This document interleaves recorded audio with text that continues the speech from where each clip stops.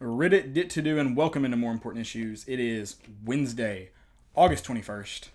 We're inching closer to football season and hopefully inching closer and closer to the end of this terribly hot summer. I had to shower before I came here because I left soccer practice and I was that nasty. Just that sweaty. It's been terrible. How hot was it today? Do you know? I mean, hot enough that we had to take a 10-minute break every 30 minutes. And then during our breaks, we would, and football would have to do the same, is turn on the sprinklers for the field to cool down the field. Which it worked perfect. I don't know. I think it was your dad's idea. And it is like we're going to do it every day until this heat's over because it cools it down significantly. I got good genes, man. You do. You do, for sure. Got a really good episode. We're still talking. Is it technically still fall camp? I don't know when fall camp's officially. When fall camp is ended. That's what I thought. Yep, because school started. So now we're into practice period, getting prepped for Georgia State, getting prepped for the 2019 season. We're going to talk about some of that. You heard from some players, along with Coach Pruitt. We have an interview with Vol recruiting reports. That's going to come at some point in the episode. Don't know, but we're going to get him on. We're going to talk some recruiting, especially since we had a 3-star commit just a few minutes ago.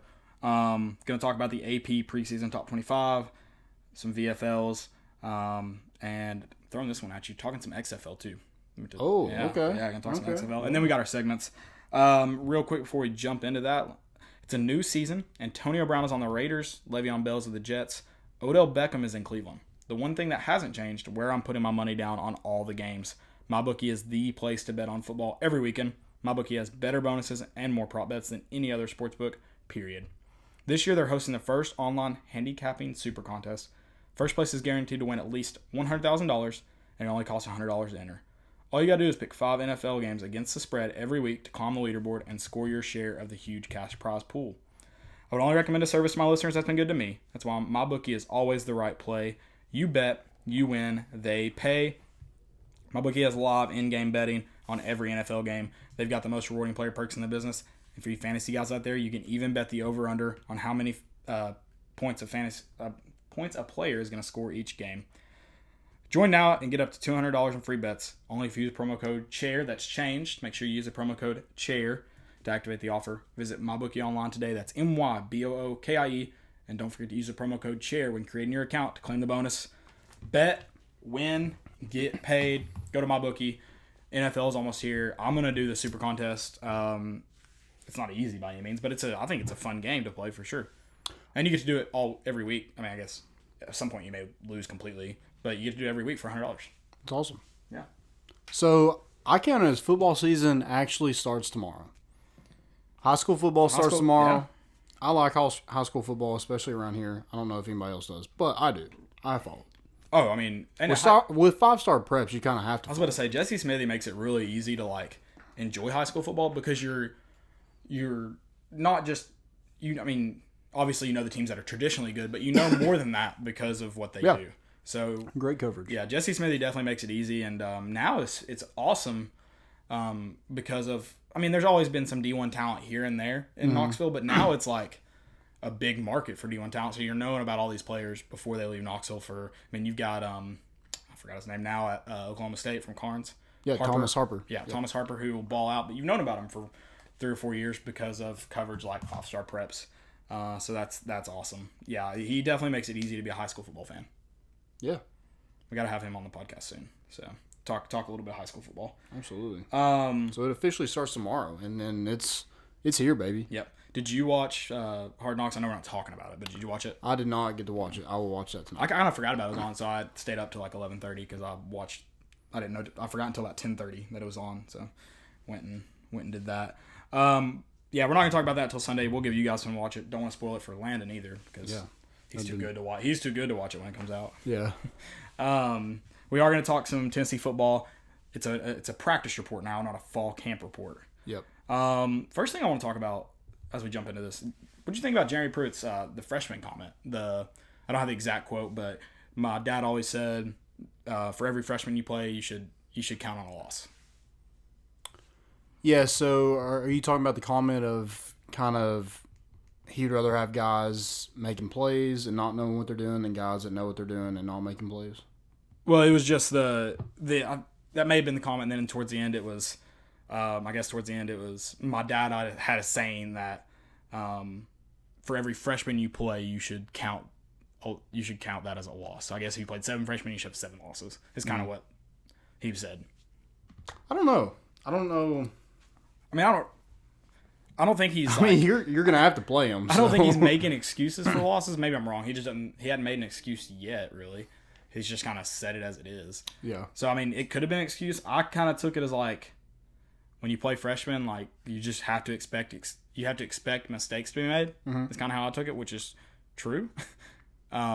That's why you don't ideally want to play. I mean, every once in a while when a freshman comes along and they're good enough, you play them, but you don't want to necessarily always play freshmen, or you're never going to be in a great position. So yeah, that's kind of how I took it. I don't know.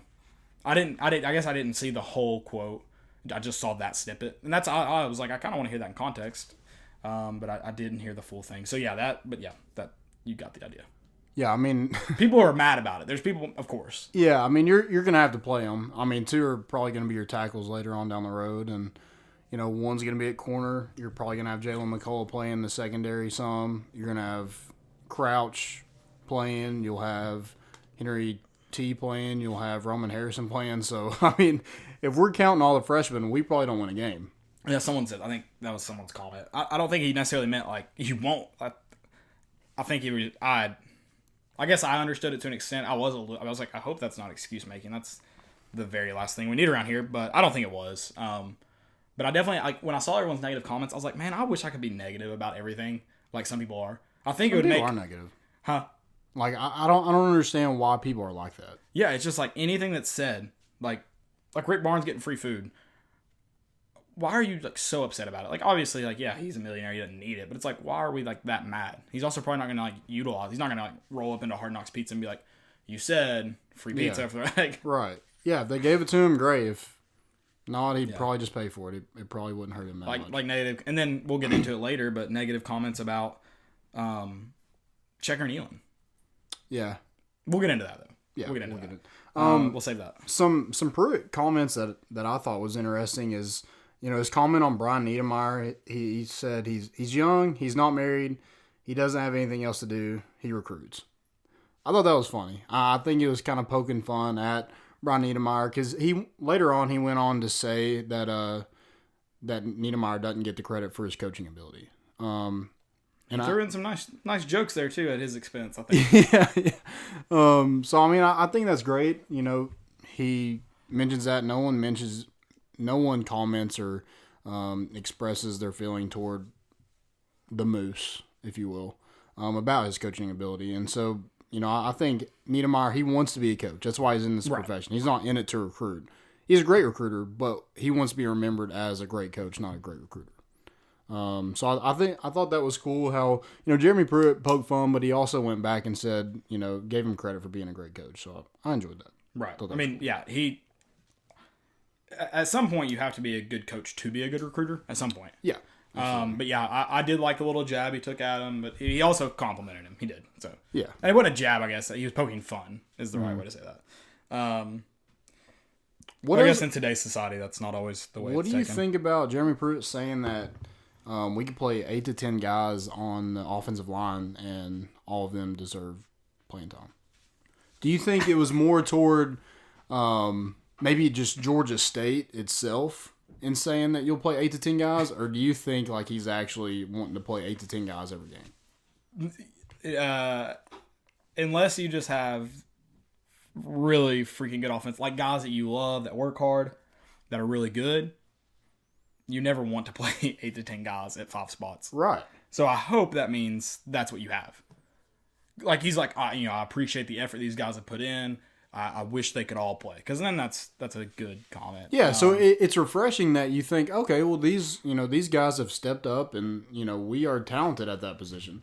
Yeah, that's what I hope it means. But last year you threw a ton of guys out there, and it was horrendous. It was awful. I hope Jeremy Pruitt's thoughts aren't like we have like 3 or 4 pussies on the team, so we're gonna need 8 guys to play. Yeah, I hope that's not it, because they're gonna get injured. But I also thought like 8 to 10 guys are going to play in Georgia State. That's pretty much your last showcase before we get into big boy football. Yeah, I'm kind of curious too. Like, I mean, and I hope we take care of business against Georgia State. Yeah, so I'm kind of curious. Like, I don't think a college coach would do this, but like, even if our offense played well against Georgia State in the first half, I'd make them go 3 quarters because you have BYU the next week. Yeah, I mean, you need to get used to that. I'm not even having them play a possession in the fourth quarter. Yeah, but on the flip side of that, then you're like, what if somebody gets hurt? I'm still in the boat as a coach. Obviously, like, I don't want to go play 7 overtimes so much that, because then your body's getting fatigued, you're getting injured. But like, if you got injured in like the second, third quarter of a game, like, you were gonna get injured the next game in the first quarter. Like, it was gonna happen. That's true. So like, I am in that. But if you're up by 45 points, you're not playing your starters. No, I'm probably not. Yeah. But again, at the same time, like, our offense still probably needs as much. Yeah, I mean, a lot of practice. I mean, they're not going to do it because they're going to want to save their looks. They're going to want to get the backup quarterback, which I understand all that. I do. Mm-hmm. I'm just saying, what's a comfortable margin? I guess 45-0. Like, what's your comfortable margin? So 45-0, unless that is your comfortable margin. When are you like, all right, the offense played really well. They're prepared for next week. Bring in the 2s against Georgia State.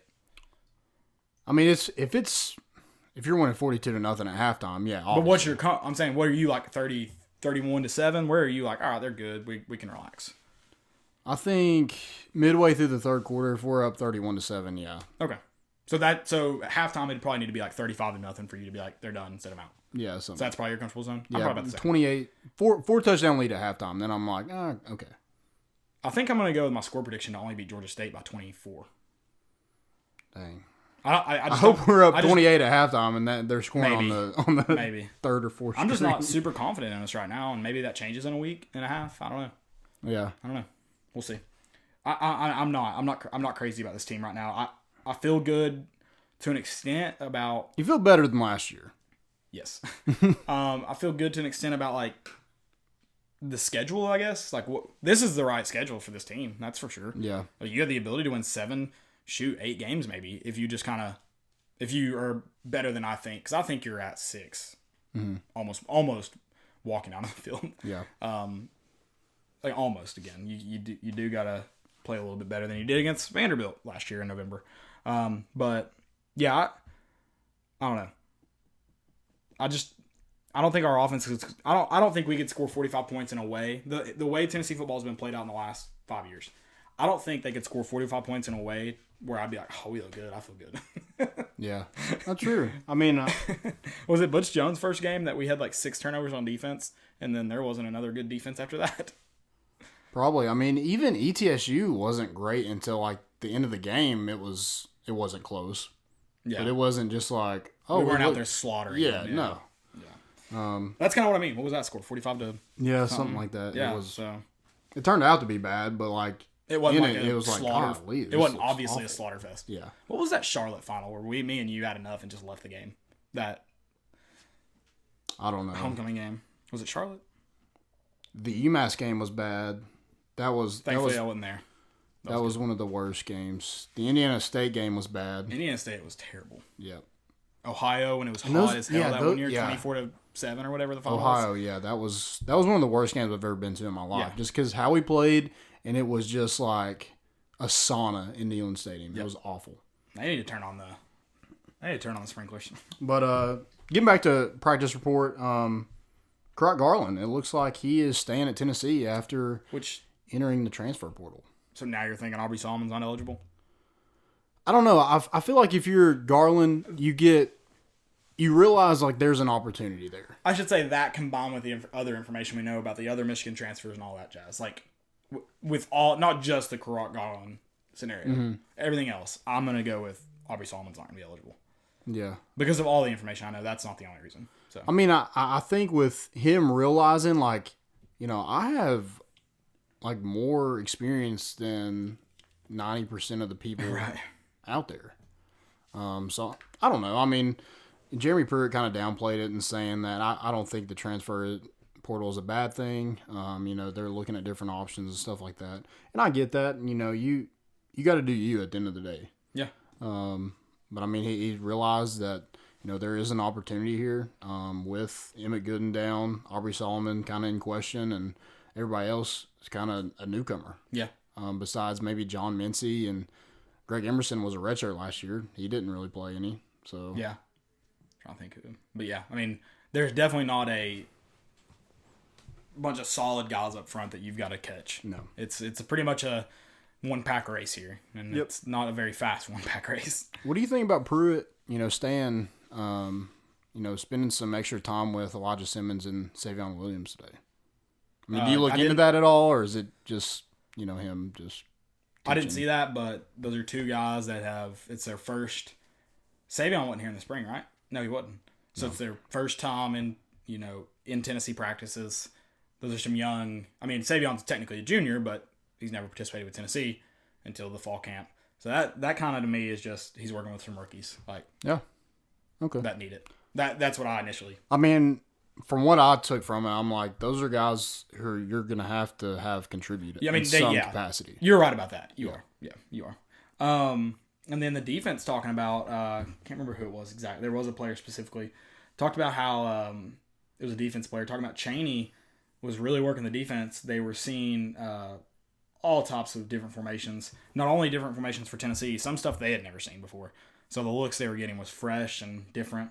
So I have that direct quote from Nigel Warrior. Okay, it was Nigel Warrior. Yeah, he says, they're coming at us with a lot of ammo. We're seeing formations we haven't seen. It's hard. It's helping our eye discipline. Yeah, so that's good. That's encouraging to what I've been saying about Jim Chaney in this offense is that it's going to be a lot of different looks a lot of the time, which is one thing we talked about George Quarles because he'll be coming to Neyland next year, and he was at Maryville. What he did really well is give defenses a ton of different formations, and I love that. And Chaney's not as much of it, but he does it. And then he gets the ball in playmakers' hands in different ways, in different formations, and looks that defenses have never seen before, rarely seen before. And it's kind of what Peyton Manning does. He tries to win the snap before the ball snapped. He tries to win that play. And similar to that, and that's big for an offense to win the snap before it happens, or to win the play before the snap happens. Did you see Marcus Tatum's comment? I did. I liked it. I hope they don't feel like that. Yeah. Really, I hope they feel like that. I hope they feel that there's responsibility on him, but not as much as he said. Like I hope that was him using a hyperbole. But he was like, it is on the play starts with them. That's you all set the tempo for every single down, the offensive line. So you should feel that responsibility to an extent. Every player on the team should feel responsibility like that. So not just them. But yeah, as a unit, if they've really talked about that, that's very encouraging. I think their mentality is going to be different this year if that's the case. Yeah, I mean, his direct quote was, "We're tired of losing. You don't want to be the whole excuse for why you're losing and the whole reason the university is falling apart." I mean, that's not just he put it on the whole university. Yeah. He's saying it's our job. Well, sorry, read the quote. I took it like he felt like the university was falling apart because of the offensive line. So he said, "We're tired of losing. We're tired of just losing. You don't want to be the whole excuse for why you're losing and the whole reason the university is falling apart." Yeah, okay. So he's putting the whole university on the offensive line. That's what you're saying? Yeah, I mean they're the protectors, and the football program is it's what makes this university. It's a big part. Yeah, I wouldn't say the whole thing, but yeah, when it's great, it's great. When it's bad, it's bad. So it's been a big influencer for 124. Since 124 years of football, something like that. So for 124 years, it's been a huge part of the University of Tennessee and Knoxville. So yeah, absolutely. I mean, when so you're throwing, it is a little bit on y'all. When you're throwing like a 3-yard drag to Juwan Jennings against South Carolina, and you have 4 people in the backfield, and one is hitting Garantano as you're throwing a 3-yard drag from the slot. Yeah, something needs to change. Take pride in what you do. Take pride in what you do. Absolutely. So not only in your personal self, but in what they've said, the team and the school and the and the city. Take pride. Yep. And it looks like what's his name? Sean Schamberger is going to be that starter at the star position. We'll see. I like that. I like Schamberger. I think he has experience. He got baptized real quick against Alabama his freshman year, and didn't really click last year with Pruitt, but I'm excited to see kind of where his development heads in the rest of his career here. Yeah, absolutely. And you get a guy with some experience at that star position. I think Balen Buchanan had a decent year last year. Didn't make a ton of plays, but didn't do a lot of bonehead mistakes either. Right. So maybe he's a guy that you don't have that mistake, but you get a little bit more plays from. Absolutely. We will see. Oh, and Aaron Beasley is headed to linebacker. I didn't see that. Okay. Money linebacker.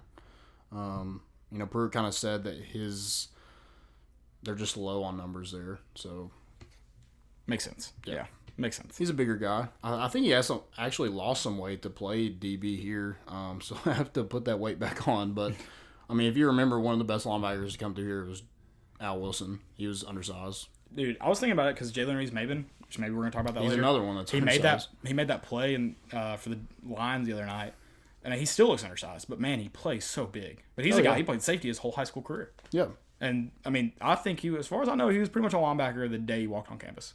Yeah, and if you get linebackers that play that big and are able to play in space and have good ball skills, I mean, you're gonna, like you said, like Jalen Reeves-Maybin continues to make the Lions roster. Yeah. Whether it's special teams or not. Yeah, I mean, most of his duties right now have been on special teams, but still, like. Yeah. I mean, you're making money. They also, what you love. So. You wouldn't be on the roster if they weren't willing to put you on the field, too. Right. So. Yeah. Yeah, absolutely. Anything else for practice report or Vols in general? That's it. Okay. We're going to look at the preseason top 25. You know you're getting close when those rankings start coming in and when they're absolutely effing stupid. But. I mean, what the top, 4 probably, right? Yeah. Clemson, Alabama, even Georgia might be too high this year, and Oklahoma. I just think you have those. I mean, Jalen Hurts is there, so Jalen Hurts helps Oklahoma for sure. So I mean, those 4 I get. LSU, do you think they're OSU has to be? They have a brand new coach, a brand new quarterback. I mean, I don't know. It's hard for me to keep looking at rankings and people are ranking him as one of the top quarterbacks in the country and how you haven't really seen anything from him. No, I agree. And then Florida at 8 is ridiculous, right? Nope. Yep. I would go 7, 8, 9 are my big ones. I even go what did LSU finish at last year? I don't really know. And who do they get this offseason, or what happens this offseason that leads you to believe they move up? And I say the same for Florida. What? And I know you take last year how it played out, but they didn't play in the SEC championship game. And you're going to put them at number 8 with the offseason mixed with the offseason they've had and the way they finished last year? I heard they're taking 60 kids to Miami. So what's the travel rule for a game like that? Because it's in Orlando, right? Yes. So it's not a home. It's not like a home and home. It's not a. I'm not really sure what the travel roster will like. In the SEC, if they traveled to an SEC game, it's 66. Mm-hmm. That's the number. Well, somebody said it's not because that's That's how many guys they have, due to injuries and transfers and everything else. You're missing 20 scholarships. Yeah. Jesus Christ. That can't. I mean, really. I don't know if that's true, but that's what I heard. Or is it 20? Is it 81? How many scholarships on the roster can you have at a time? I've always thought it was weird because you can sign 25 a class. Yeah. So if they all stay. Yeah, that doesn't. But it never happens. I'm just saying. Right. Yeah. I think it is 80 something. 83, 84, something in that 80 range. Yeah. Okay. So that's insane. But yeah, I was like, yeah, I saw that tweet and I was like, is there? I thought neutral site games like that you could take your whole team, even the guys that are number 112. Yeah. I thought you could take everyone. Mm-hmm. So, because one team has to be a home team, right? Well, I think just the neutral site, when you go to a bowl game, you take your whole team. Yeah. Yeah, when you go to okay. I don't remember us at West Virginia I imagine we wouldn't take our whole team, just because I don't, what's the point? But I think you're allowed to. Yeah. I guess I should say. Which I feel like you should take if you're going to do a neutral site game. You should have taken your whole team to Battle of Bristol, something like that. So. But Notre Dame, stop ranking them high. They're horrible. Yeah, they're terrible. They're absolutely terrible. Yep. Who else do I think is overrated? I think Michigan, one thing, I hate Michigan. Nebraska had 24? They've had one, they had 5 guys transferred and only one has been approved. Yeah, no, that's ridiculous. Something's clearly going on their end. Yeah. It's very obvious. Harbaugh's up. What do you think about Nebraska in the top 25? I hate watching Nebraska because I see Adrian Martinez and I'm like, good Lord, like he should have been involved. That hurts. But like, I don't. It's the Big Ten, and I don't think they play like a tough Big Ten schedule. Anyway, I think they're on the other side of Ohio State and Michigan. What was their record last year? I feel like it was terrible. Yeah, it wasn't good. They also beat Michigan State 9-6. That's a real score. I think they went 4-8. Yeah, that's number 24. They went 4-8. Yeah, and they didn't have just a great recruiting class. They didn't have a better one than we did. That's hot garbage. That almost angers me more than Florida. Yeah. Number 24, you went 4-8. No one came in to really improve that class. So we didn't even receive a vote. So that's fine. I would be upset if we were in the top 25. That wouldn't make sense to me. Yeah, but for Nebraska to have it. Yeah, I mean, it's just as absurd. Mississippi State's not even in it. That's stupid. Yeah. I don't know. I don't understand. You know, it's preseason. It is what it is, I guess. But you can still be like not completely stupid in the preseason. Yeah, that'd be nice. Would be nice. Way to start your year off on a terrible note there. Yep. Hot garbage. Yeah, I mean, the Florida thing bothers me, but like they did go 10-3, but still, you have to look at the offseason they had. Yeah, they didn't make the SEC championship game. They lost their bowl game, didn't they? I don't remember who they played. Who did they play? They didn't play Michigan again, did they? No. Did they win? They did play Michigan. They won 41-15. I thought they played Michigan again this year. Yeah. Again in the bowl game? Because that was the first of the year. Was it? Oh. They played them the very start of. Well, this is December 29th. It doesn't say what bowl. Oh. I guess it was. Or maybe they played them 2 years ago. Yeah, I don't remember them playing this year. They opened with Notre Dame. Michigan did. Oh, okay. Oh, they did. Yeah. Michigan won 33-17 on September 2nd. Oh, and then they played again? And then they played December 29th, 41-15 Florida. Oh, wow. Huh. Yeah. I didn't realize that. That's weird.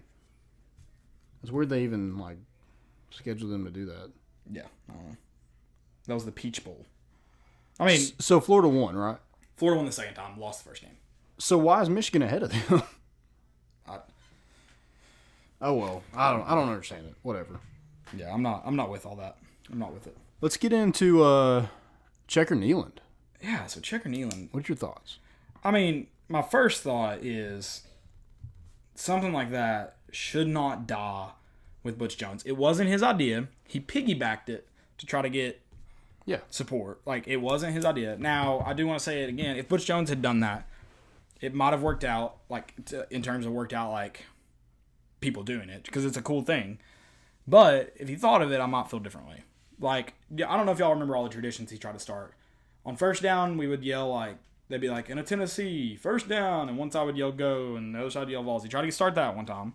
What about the Rocky Top thing? That was it. First down, Rocky Top. And you did a stomp, clap. Yeah. It's so I'll just give you an example of traditions he tried to start. He tried to make Smoky Gray an alternate color. I don't know if he officially tried to do it with the university, but he was like, this is our alternate color. Then he did the fourth down thing. He wanted the whole crowd to hold up fourth down. Yeah, which is not a good thing to do. And no, it's not. And I'm trying to think of what else he tried to get us to do. He tried to start all these things, and they didn't work because forced things like that don't work. The reason Checker Neyland worked really well is because it was fan initiated. Yes, the university kind of adopted it, but they never took it over as their own. Right. It was a fan thing the whole time. It's always been a fan thing. Now, the problem I have with BYU is you have one guy really trying to force it. I wouldn't care to do it at BYU. I don't know why people are save it for a really good opponent. I'm I feel like BYU is a pretty good opponent to do it to. They're a historic program. Everyone recognizes BYU. They're coming into Neyland. I don't have a problem with it, necessarily. I am annoyed people trying to force it. I am annoyed with the negative people who are that's a tradition that needs to die. I think it looks really freaking cool. And it has nothing to do with us winning and losing. If you think it has something to do with us winning and losing, I feel I don't know. I'm superstitious. But deep down in my heart, I know it's not true. I turn my hat backwards and we start winning. I'm okay, I know it's not true, but I'm going to do it. Yeah, you're not superstitious. I'm just just a little stitious. I'm just a little stitious. But, yeah, so I don't know. The negative people are like, we lose when we do it. No, shut up. Or the people who are like, we stole it from Oklahoma. First off, we checkered TBA before Oklahoma striped it. Yes, we got the idea from them, but if we had striped Neyland, then I'd understand. Yeah. No, they gave us, we, just rolled off their idea and made it our own. Like first off, how many ideas are original? People do wideouts at the stadium. Is that the same thing as striping Oklahoma? Pretty much. Telling people what shirt to wear so a cool pattern in the stands is there. Now, is Kentucky's checkerboard, that's for real copycat, right? Yeah. They literally put their checkerboard on a jersey. Like, I don't understand their, like, why do they do checkerboard? I don't know. Okay. Like, at least ours is, like, on a building on campus and has been there for a long time. I mean, I agree with you in terms of, it has nothing to do with winning, and I think it's really cool. I have a picture right there of Checker Neyland. It shouldn't die with Butch Jones.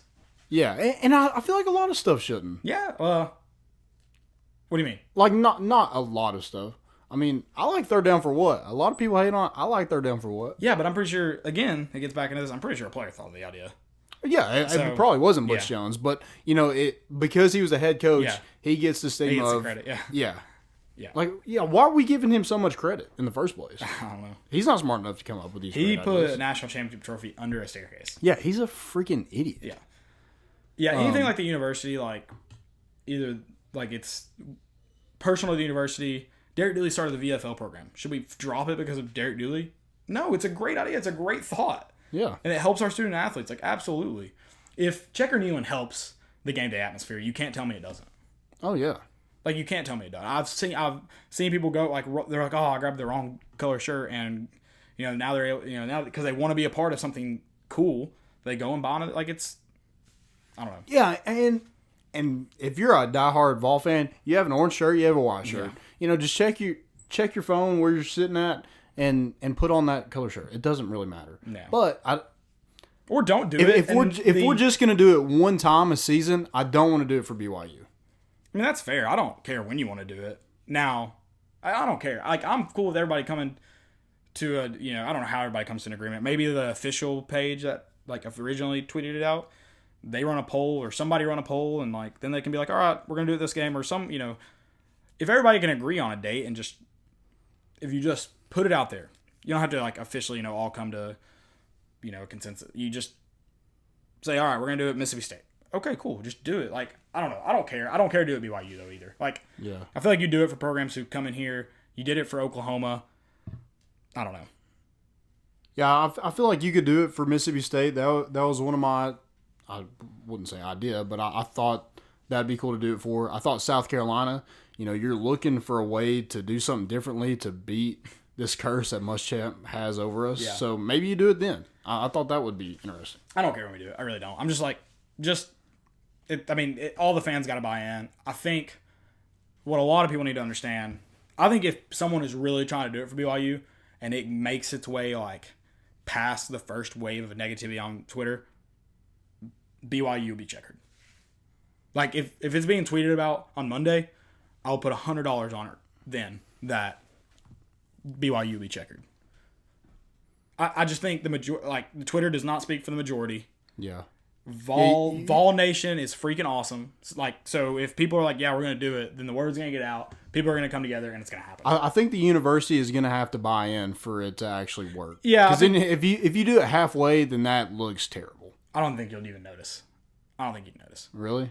Well, so if you did it halfway, like, literally, like, I think if the university tweeted out and let's say Twitter did speak from the majority, and then it didn't happen, I think it'd be noticeable, because then you'd have the half that just hear the radio or whatever, see it on TV, do it, and then you'd have the half that are like, heard we, no one was doing it, then that wouldn't work. But, like, I think if the person keeps tweeting about it, like the same account just keeps tweeting about it, there'll be like 1,000 people there wearing their, and it'll just look like a normal game day.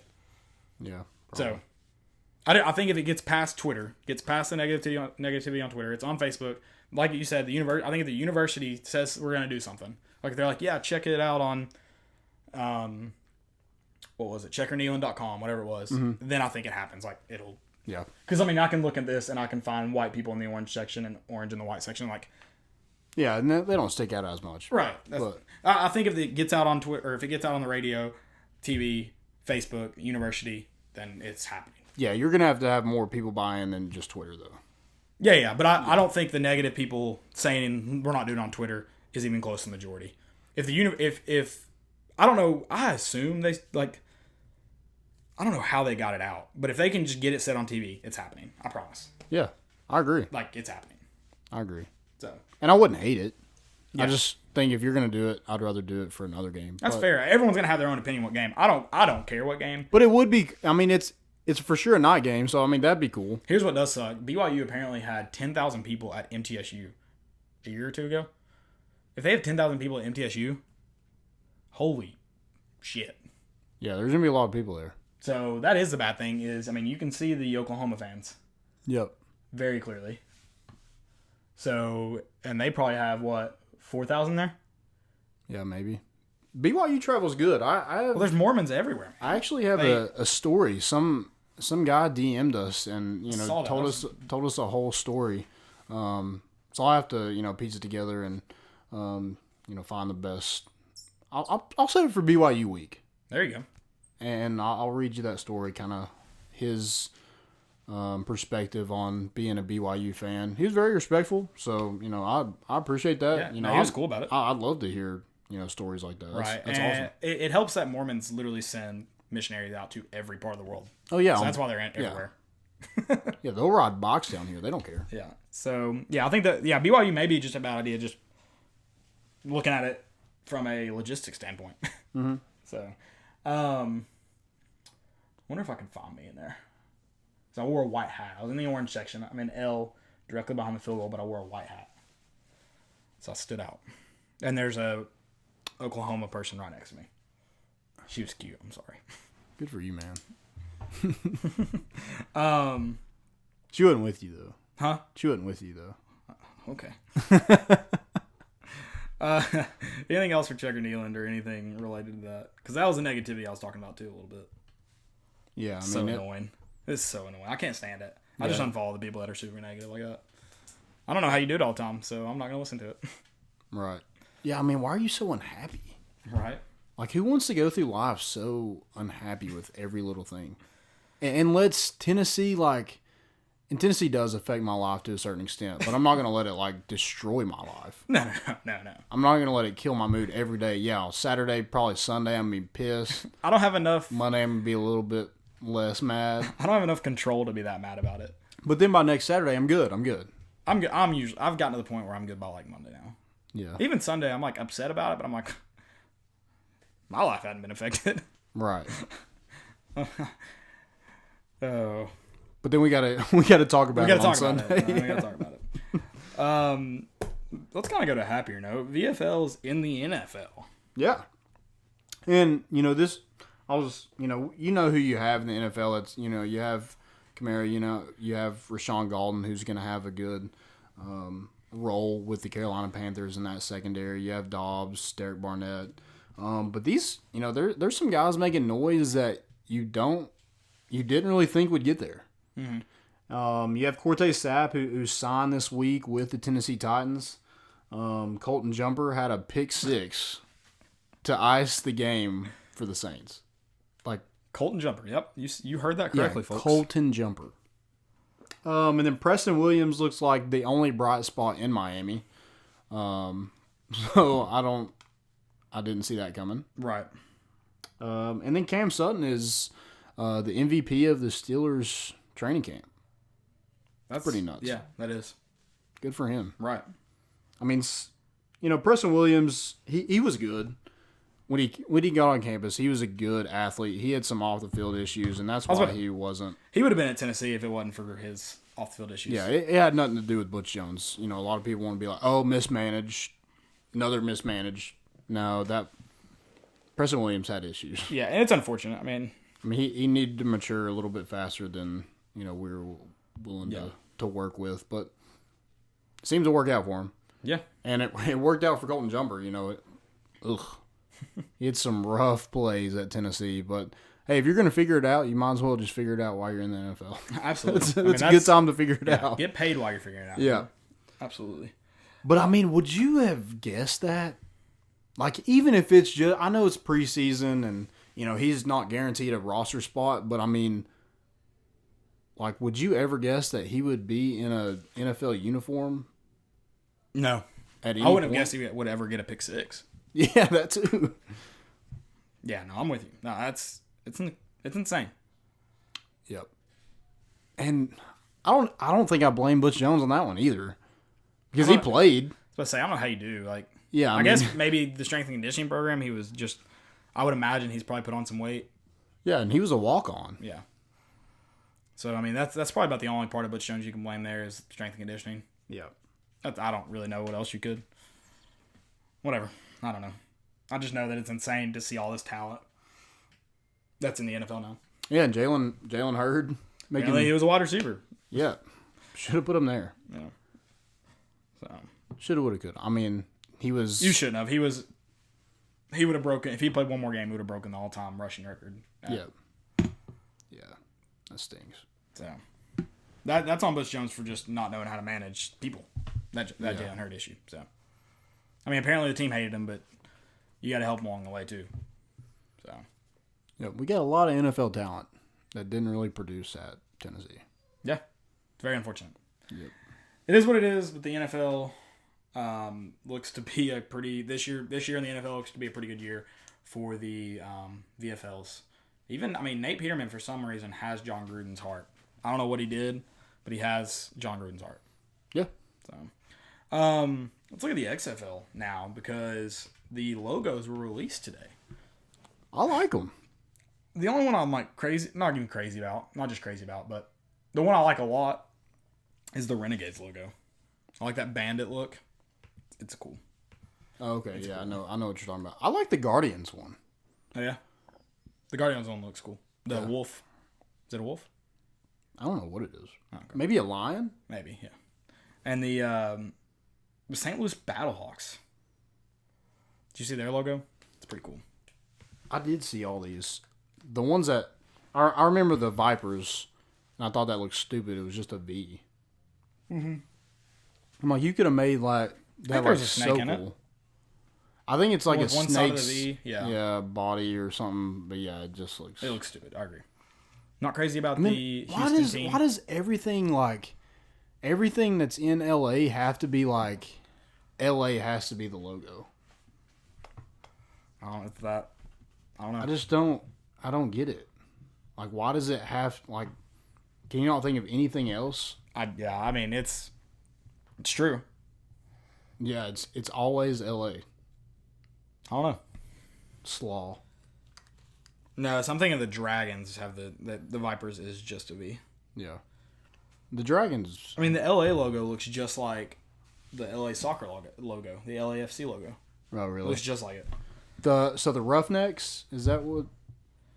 What's the That's the Bandit Houston one? team. The Bandit one is the Renegades. The Renegades. Yeah. So that one, like, Battlehawks looks cool. I've seen that logo somewhere. Oh yeah, it's like I'm sure they just barely tweaked it. Like I used to use it for the Vestal Gunslingers on NCAA. Yeah. I used to use that logo or a similar logo. Because I'm pretty sure like 2K like has like a billion logos. I don't know what like that is. Is that a download. cougar? I don't know what that is. A saber tooth? It's almost a saber tooth, I guess. Yeah. I have no idea. Yeah, I just thought it looked cool. Yeah, the Vipers thing looks terrible. But I hope that works Yeah, because it looks. I'm curious what the XFL will be. I mean, I don't. I mean, do you think there's any like big teams or big names in it? Have they even signed anybody yet? I don't know. I maybe it was a joke, but I thought Johnny Manziel was going to be in it. Good for him. Makes sense. Yeah. It makes a lot of sense. So is he done with the CFL? Oh, I think he got cut from a team in the CFL. Oh, really? I think so. I'm not really sure. Don't hold me to that. Now I'm maybe misspeaking. Oh. Shoot, I have no clue. We're having some technical difficulties. It looks like. Yeah, I'm excited. So is Vince McMahon still over the whole thing? Is he still the guy? Yeah, as far as I know, he is the guy. Good. As far as I know. Now, Make a I'm not change. big into the XFL or anything, so don't hold me to that. But you know. Yeah. Shoot. Where are we at now? Yeah, sorry about those technical difficulties. We should be back now. It just cut out on me again. The camera's back. I think you had sound the whole time, as far as I could tell. But where's I going with that? You want to jump into our JumboTron? Yeah, actually, before we do that, I'm going to talk about the recruit we just got. So Tennessee got a commit from Mordecai McDaniel out of Washington, D.C. at St. John's College High School. He's a 3-star, the number 33 safety in the country. Just a solid commit. Tennessee got a decommit from Antonio Johnson here recently. He took a visit to Texas A&M, decommitted from Tennessee. But I think Mordecai McDaniel was kind of on their list the whole time, and the fact that he plays at St. John's College, which is one of the best high schools in the country, and he's teammates with 5-star wide receiver Rakeem Jarrett, who's on Tennessee's, probably the top of Tennessee's board. Right. Playing that receiver position, which is a position of need right now. Tennessee moves up to the number 22 class in the 2020 class. They moved up 2 spots from 24 to 22 with only 15 commits. So I think it's pretty solid. Yeah, it's not for right now. And the Mordecai name is awesome. So Mordecai. And he also runs track. Is this? Oh yeah. So he's he took a visit to Tennessee, and I think his official visit was like June 7th, and visited the track program as well, and actually took pictures in the track uniform. And I was looking at some of his. I don't have his times or anything. I think he runs pretty good times. Right. But he also had times from the 400 all the way to the. I think it's the 60. They had a 60 meter. So he does indoor and outdoor, which is really cool to see. And I feel like he can add to both programs. Yeah, I'm curious how that works. I mean, I don't see why you wouldn't let them do something like run track in the spring, but maybe they just take the 3 weeks off for spring practice or whatever. Yeah, because it's running. It's not like it's baseball where you're having to play and not really, but it's kind of conditioning. Yeah, and you're, if you miss a scrimmage, if there's a conference meet or something, maybe, or because you're gonna do it with the thoughts of trying to qualify for nationals. So right, yeah, Tennessee's gonna make it work. They probably already have a plan in place, kind of how they want to do that. So, right. Solid get for the Vols, adding to that secondary. I think this is probably the last secondary guy you take. Right. Unless, something happens, you lose some guys, a big name comes available. But for right now, I think they're good at secondary right now. Right. Before, do you got anything else for recruiting that you want to mention, or Mordecai? I don't. We're going to talk with Vol Recruiting Reports here in a little bit, so I'll kind of let him handle everything from there. So, I do want to mention, before we jump into our segments or our interviewing, whatever, so Tennessee soccer received a transfer from Yale, Michelle Aluzzi. She big story behind this. She was the Ivy League co-offensive player of the year, so she's a good player. And Grant Williams helped get her. He was recruiting while he was still here on campus. So Brian Penske, head coach, wanted her, and turns out Grant Williams and her had met when he took an official visit to Yale. Oh, nice. So he kind of helped get her to Rocky Top, and I imagine she'll make a really good impact for a young team. She was a co-offensive player in the year in the Ivy League, and as far as the Ivy League goes with soccer, it's not like football or anything. Yeah. So pretty stout get right there, and shout out to Grant Williams for making that happen. That's awesome. Or helping make that happen, I guess. That's awesome. Yeah. Grant's awesome. Grant, it's kind of like Peyton Manning. He may not be the best. He has probably more, not more firepower, but just as much firepower as far as a college career goes. But, not only to be one of the better basketball players in Tennessee history, but, he's going to be remembered beyond that because he's going to be a good ambassador for the university. Yeah, and he's going to come back. That's why I try to tell people about Peyton Manning, too.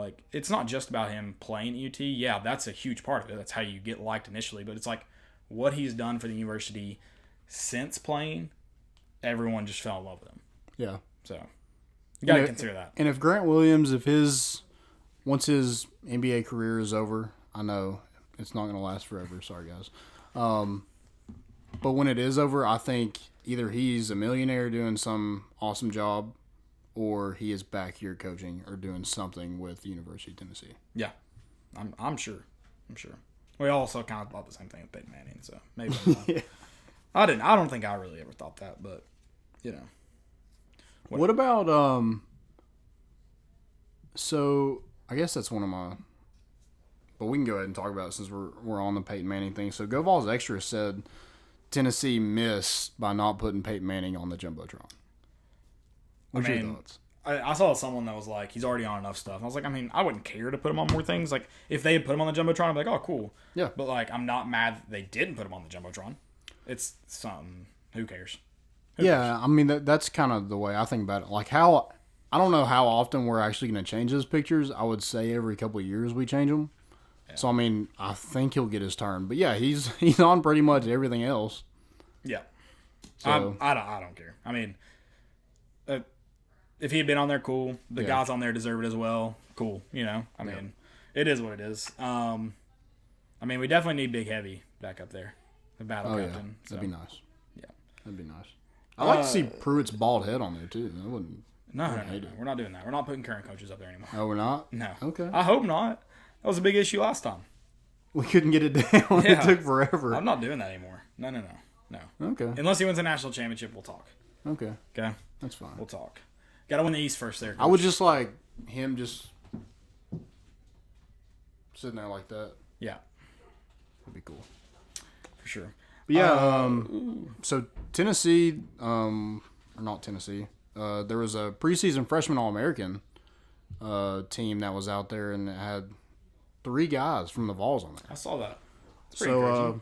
Cornerback Warren Burrell is on there, and for him just to be, he was here in the spring, so he's been here for a little bit, but it wasn't a highly rated recruit out of high school, just like a 3-star. Him making noise in camp, him competing every day, put him in that position. I think that's awesome to see. Henry T is another one. Yeah. 2020. Is another one that looks like he's going to start at linebacker for us. And then Wanye Morris is the other one at tackle. I see him starting as well. So, that's big. I mean, that's a huge selling point for recruits. We have 3 guys that we just brought in here, and one of them just came. He wasn't an early enrollee and is already making lists like this. So, I mean, you obviously want to see results on the field, but to have that recognition already, it's absolutely. Big. Yeah, definitely go perform on the field, but it is cool to see. That's for sure. So you want to jump into our jumbotron? Yeah. Cool. We're doing biggest pet peeves of uniforms? Yeah. Okay. Like uniforms. Things people do with uniforms that you're just like, oh my gosh. Just stop doing that. Yeah. I'm over the pink fad. Okay. I get it there for breast cancer awareness, and I'm not talking about like pink wristbands, pink tape, whatever, pink gloves. Do that. That's fine. Like as long as your colors don't. I mean, there's not a lot of colors that go with pink, so it's like if you're Oregon, don't wear yellow the day you wear pink. Like wear green or black or something. Like like if you can avoid it looking super tacky, avoid it looking super tacky. Like Georgia, if they're gonna wear pink, don't wear all red jerseys. Wear your black. Like that kind of deal. And then like the high school teams especially, but college teams too, because they're usually rush ordering them, so they look like crap. The pink jerseys look terrible. Stop doing them. Yeah. Stop.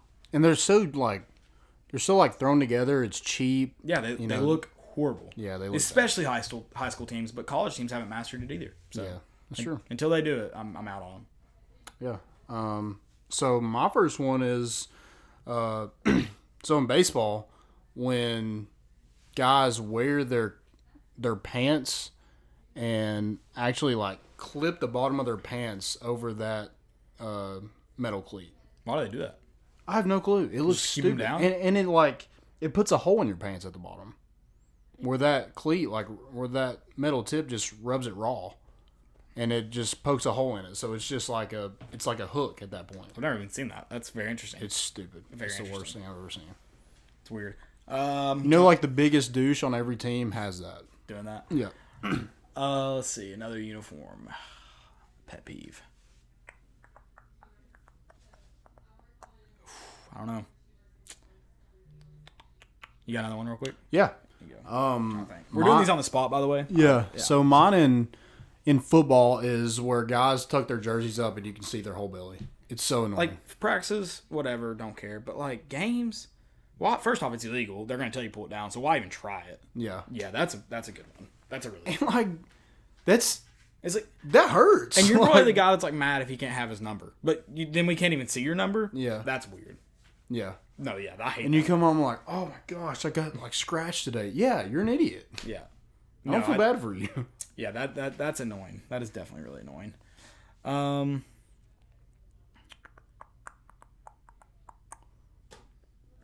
trying to think uniform, like specific to a uniform. Oh, I gotcha. Yeah, that's what I'm on. I'm not an alternate color guy anymore. I'm not a big fan of alternate colors. Okay. Like if it's not in your scheme, just stick to it. Like so you're more the throwback guy. You would rather have a throwback uniform than an alternate color. Like okay, so like I'll give an example. Like smoky gray is an okay alternate. I'm not crazy about it, but like at least it has to do with the school. Like I hate when schools just try to do like neon. I'm not crazy about a neon alternate. What about Florida? Yeah, like the Gator alternate is the ugliest thing I've ever seen. First off, their logo is the ugliest logo of all time. The Florida, they need to go to the Power F. The Power F is an awesome logo. I think people forget that simple is beautiful. Like I think people forget that. Yep. The Power F is a phenomenal logo and should be worn on white helmets all year round for Florida. Also, white helmets are beautiful. Simple is beautiful. White is awesome. I'm trying to think of like someone with a really ugly alternate that I can off the top of my head.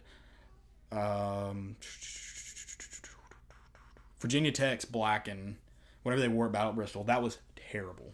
Yeah, that was pretty ugly. That was awful. And a lot of people liked it. Yeah, that was rough. I did hate our original Smoky Grays. I thought the second time around they looked a lot better. The Nike ones. Mm-hmm. I thought they looked a lot better. Just stay with your school colors or stay with your team's colors, whatever it is. Stay with it. Like you selected those colors, just stay with it. If you don't like them, go. I hate to tell you to be like a girl about it, but go cheer for another team. Why'd you even start liking the team in the first place? One of my favorite colors is Tennessee orange. One of the reasons I like the team. Like, I don't know why it's complicated.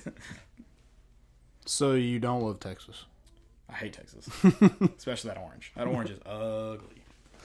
So apparently a new fad is people cutting the tops of their socks off, like where the Nike sign is, and wearing it like on their calf, like a calf band.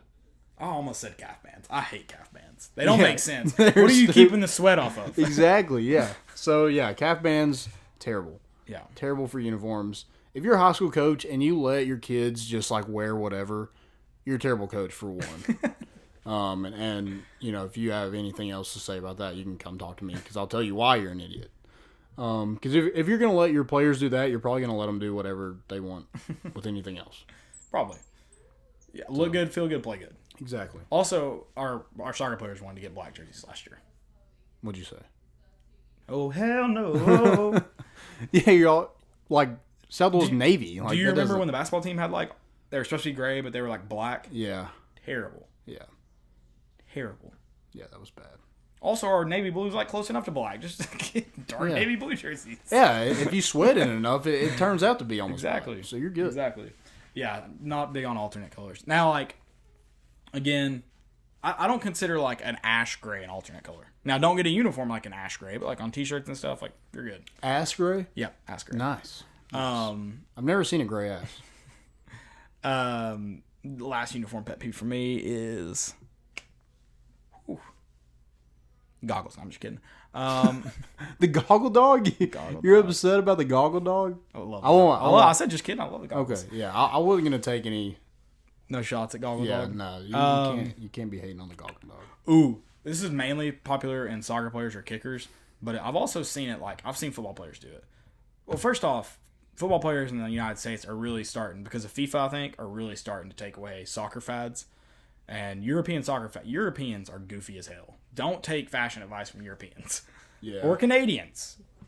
Yeah. Never. I love my Canadian brothers, but never. But the wearing 2 cleats. Like two different on the right and the left. Hate that. So stupid. You bought a pair of cleats, wear them. So they bought 2 pairs. And wore half of one. Yeah.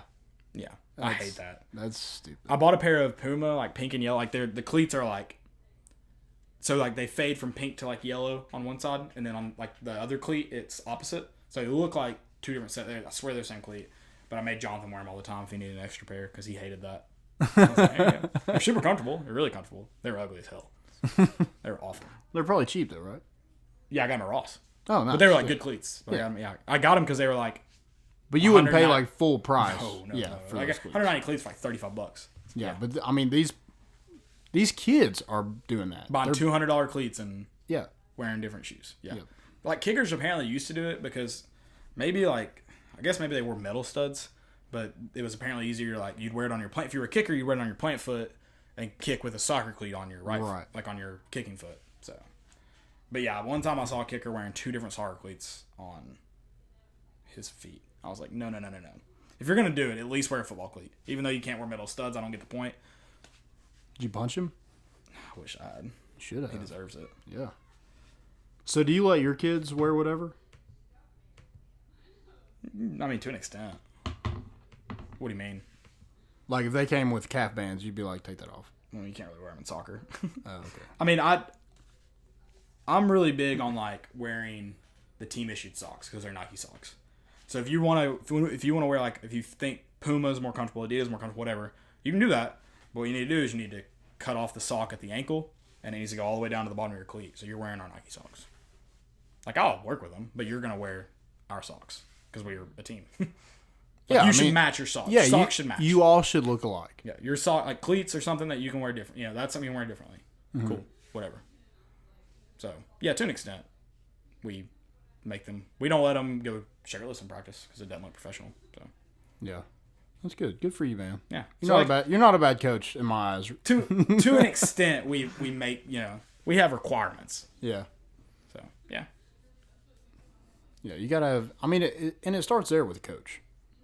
Oh, it's the little things. Yeah, it's the little things. And I'm sure you preach on that every time y'all do something stupid. It's the little things. Little things, guys. Love it. Stupidity. So this is my only really thing for the stupidity today because I had so many Sam Smith screenshots. I'm not going to do anymore. We should rename this the Sam Smith Stupidity Award. Yeah. Cool with you? Okay. That's cool. So, just probably Wes Rucker's going to win it a lot, but he'll be the Sam Smith Award winner. Good for him. You got any? Sorry. Oh, yeah, I do actually. So John Heyman, I don't know. Hyman. So he says, let Antonio Brown whatever damn helmet he wants. Almost every dead NFL player I don't know, had CTE. As long as the helmet he desires is suitable, protective, let him wear it. The health of players should be the most pressing issue of the NFL, not their dumb rules of uniformity. I think it is about safety. That's what the whole thing is. Yes, the whole thing is. It's 10 years old. It's not safe anymore. Yeah, like it's not meeting the standard requirements that. Yeah. Yeah. So what I did think it's too old. I did think what was funny about AB is like he's like, we're gonna try to get it figured out. I don't know if it was on this week, but this isn't like a spoiler. You know all this. He's like, yeah, we're gonna try to let it get figured out, and like, we're gonna try to find some helmet that pass the test, and if not, so be it. Which to me sounds like if they don't approve it, so be it. I'm gonna play, right? Apparently that so be it is like then I won't play, which is interesting to me. Yeah, I don't get the whole AB thing. I think it's all a stunt for publicity. I do. Yep. I do. So I do have some Twitter questions, just real quick. Okay. So Trevor at Trevor21B says, with our current roster and situation on the defensive line, how vital is it to land the 2 defensive tackles you have listed in that hot board that we tweeted out? He said, honestly thought we'd be in on more high-profile guys. I'll say this. There's not a ton of high-profile defensive tackles. Right. I mean, there's just not. It's not a... usually your high-profile guys are edge rushers and, things that pertain to the NFL. Go get some big guys that can move. I mean, that's what you're looking for. So, the biggest guy right now is Amari Thomas out of Memphis, and, he's a big priority for the Vols. I feel like Tennessee could have a shot at him. Trayvon Ripka chose Kentucky. I don't think that recruitment is over by any means. Tennessee seemed to have wanted him, and he picked Kentucky for now, but it's not over. So if they're able to get two guys to add to this, class to add depth to that defensive line, and next year you get Solomon and Emmett Gooden back. So right, yeah, I agree with you. There's just it's tough to really say we got to go get these guys or whatever at defensive tackle. So, Yep, just find some athletic guys that can move, and we're all happy. Yep. So. Do you have any more stupidity? I do not. I needed to say that we're naming this the Sam Smith Award. So nice. Yeah. Yeah. My last one was going to be the Go Vols extra. So. Yeah, that's bad. We're getting Vol recruiting reports on. Yep. We're gonna hop off for a short break. We're gonna come back with Matt Ray from Vol recruiting reports and talk a little bit of Tennessee football recruiting, especially with an exciting announcement today. So we'll be back in just a second.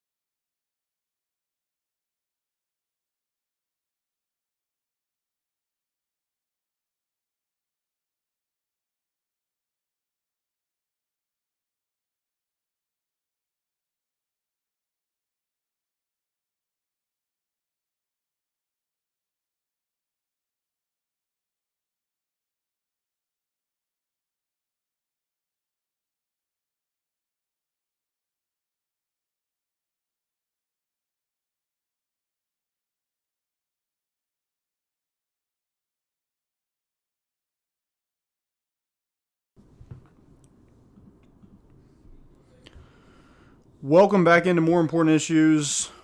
We have a special guest with us. Matt Ray from Vol Recruiting Reports is going to join us, talk a little bit about recruiting with this year's class, and maybe hit on a little bit of the 2021 class. We'll see what we get into. Matt, how's it going, man? It's going good, guys. How are y'all?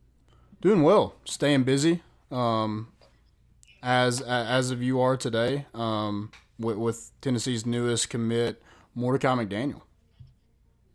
Yeah, big pickup for Tennessee there. Guy with elite speed, big defensive back, can play receiver, returns kicks. Really a specialist in a lot of ways. I think his speed's one of the biggest things that sets him apart. But a really nice addition for Tennessee for the 2020 class. Yeah, absolutely, and Pruitt keeps harping on getting these athletes in here that can play multiple positions. So definitely a big get. So talk about kind of this class and who we have in the boat right now, and who do you like from this class? That might have an impact later on. When you look at this class, for me, there's a lot of Warren Burrell type guys in this class, guys that don't always garner all the recognition, but that get it, know how to put the work in, and are going to make a big impact in a program once they get there. You look at guys like Cooper Mays, T. Hodge, now Mordecai McDaniel, even Darion Williamson. Those guys are special. Dominic Bailey is probably one of my favorite players in the class. You're looking at a top 250 guy that never gets any buzz. He's going to come in, have a big impact on the defensive line for Tennessee. So there's a lot of guys in this class that you can really go that way with. Even Javonte Spraggins, his ceiling's extremely high. James Robinson, maybe nobody in the class has hands that are as heavy as his. Obviously, he needs polished up a little bit.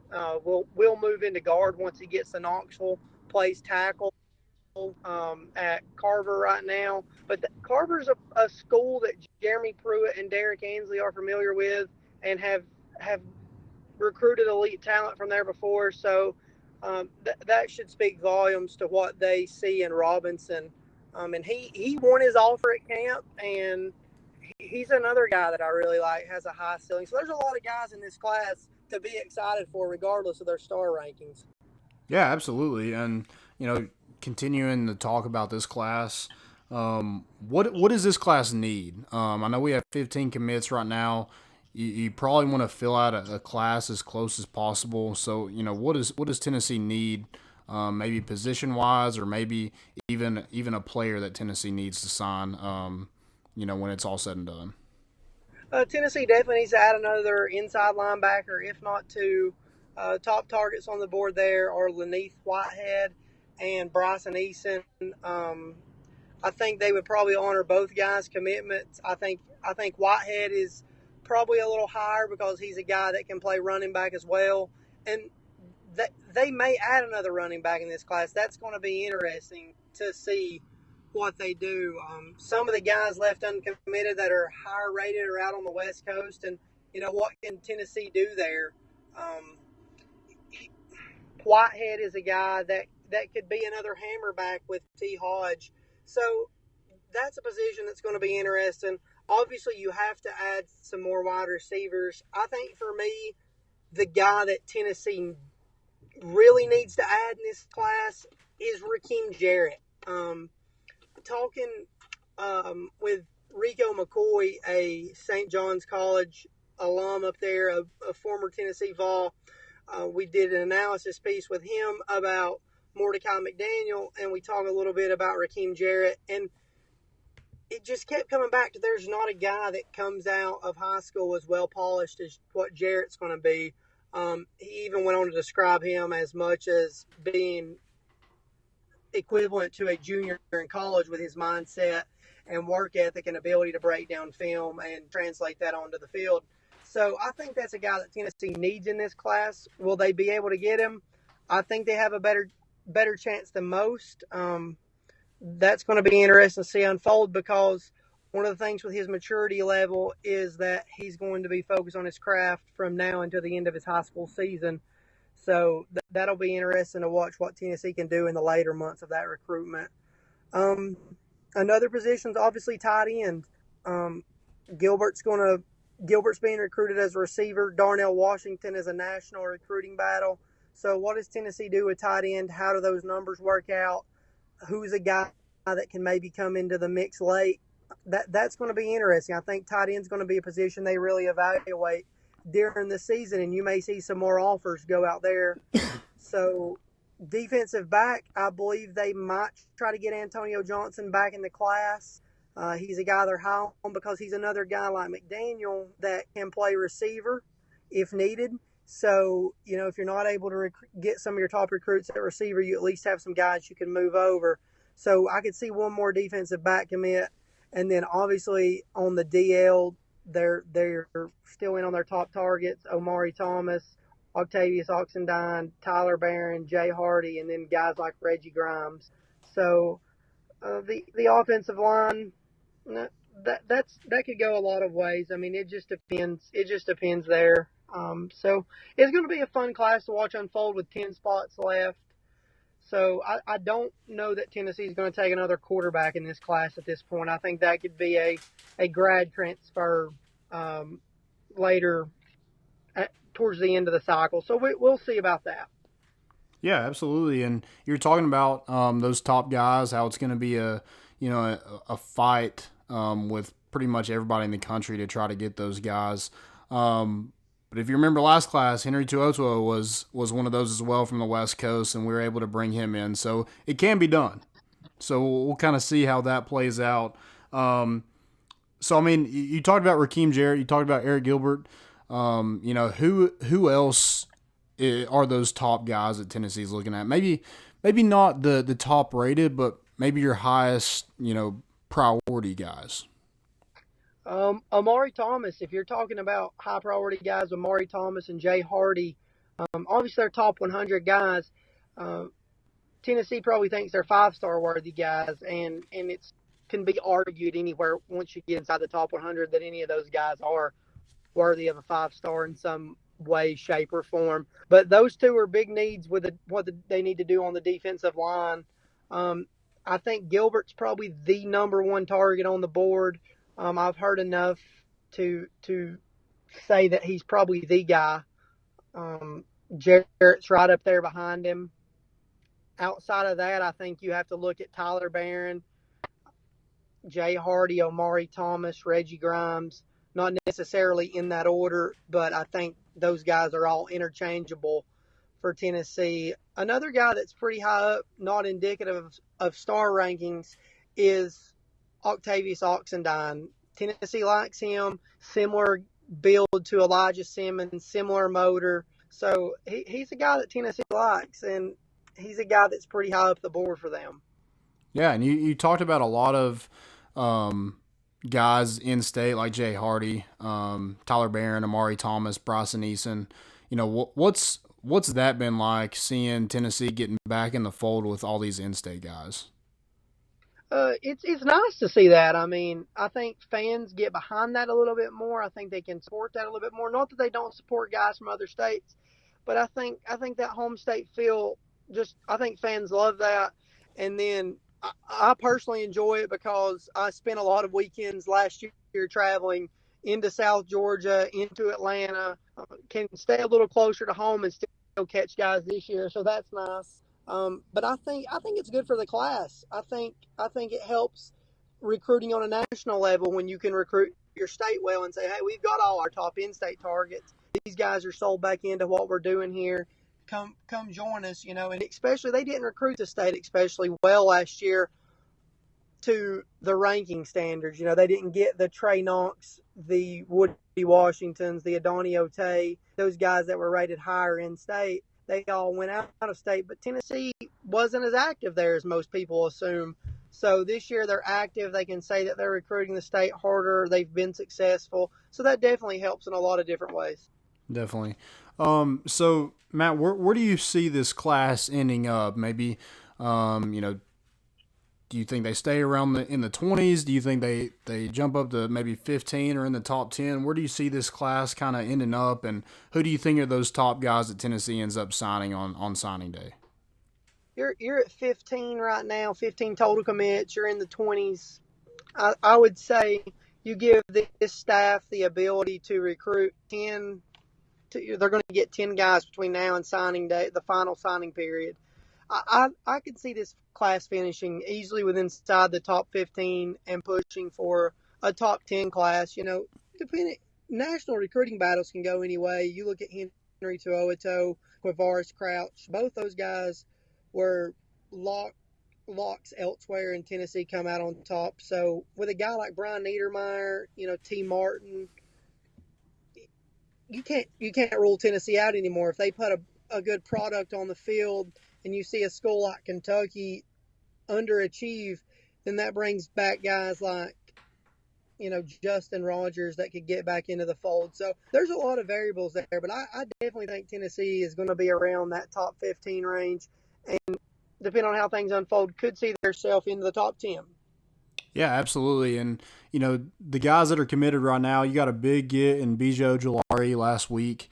So kind of what does he mean to that class, and does he have a big effect on Eric Gilbert and just on that Marietta relationship that Tennessee has going for him right now?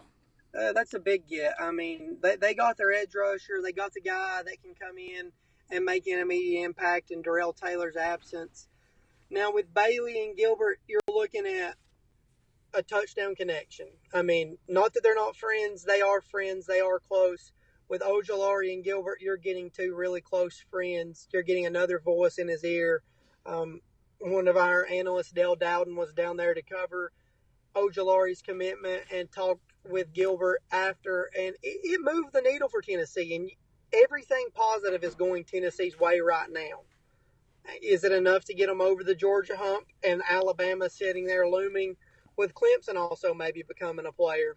It's tough to tell, but for Gilbert, there's a lot of Tennessee in that camp. So having Ojulari in is just another helping hand. Yeah, and you talked about, Georgia, Alabama, Clemson, kind of the product they're going to put on the field. And you talked to a lot of recruits. How, a lot of them, are they kind of seeing what Tennessee does this season? Is that a big factor for a lot of these guys? I think that's a big factor. I think that's a big factor for any school, really. I mean, if Georgia goes out and goes 7-5, not likely, but if they do, are they going to take a little bit of a hit in recruiting? It's tough to tell. They've been consistent. Guys have down years. I think for Tennessee, maybe it's a little bit more prominent. I think guys are looking a little bit more. I think guys are seeing kind of not recruiting trail promises hold true, but recruiting trail opportunities hold true. Warren Burrell was arguably Jeremy Pruitt's top defensive back target in the 2019 class. He was a guy that Pruitt wanted from day one, and they went out and got him. Now you see him pushing Alontae Taylor for the starting job. Henry Tuotoa, another guy, could have gone to Alabama and made an impact, but here he is looking like he's going to start week 1 for Tennessee. A lot of other guys going to get playing time. Jalen McCullough going to get playing time. So Wanye Morris likely locked down a starting spot on the offensive line. Darnell Wright probably won't be far behind. So I think, a lot of it, you have to look at the product, what Tennessee can do. Obviously, these guys come from winning programs and don't want to go play for a losing school. So it's a fine line there. But, that's important to a lot of these guys. Yeah, absolutely. And, we were talking about on our show earlier how that's a huge selling point, is that you're able to offer these guys immediate playing time. You have the ability to come in and compete for a starting job day one. And, to have 3 guys like Warren Burrell, who wasn't the highly rated guy out of high school, but has already, made a list for preseason All-American and, shooting for a starting job for Tennessee. So I think that's huge. But kind of last question here, Matt, we've enjoyed kind of talking with you. I could do this all day, talking about recruiting, because that's, that's one thing that I enjoy about it. But Trayvon Ripka, he chose Kentucky yesterday. Do you think that recruitment is over? Do you think Tennessee will fight till the death until National Signing Day when he actually signs that paper? Everybody around this has kind of said that this isn't over, that Tennessee can flip him, that he's holding out for Ohio State. I've never pushed that issue to find out if that's true or not, but a lot of people continue to say that Ohio State could really shake this up. Yeah, certainly I think Tennessee continues to push. I don't know that his recruitment will be over. There's a lot of schools that could come in. Oregon and Oklahoma in his top 4. Never visited either one of those schools, so that tells you a lot that if he got out there for a visit or either of those schools push, that they could make a potential flip with him.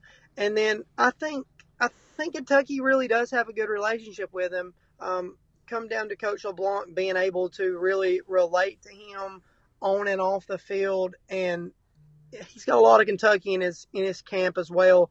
A Middle Tennessee guy right there, so they're not too far from Lexington. So it's going to be an interesting recruitment, but I talked with him after his commitment and kind of reiterated the general thing that anything Tennessee related comes up, he'll stay in touch. I would kind of maybe expect to see him back on campus at least one more time this fall.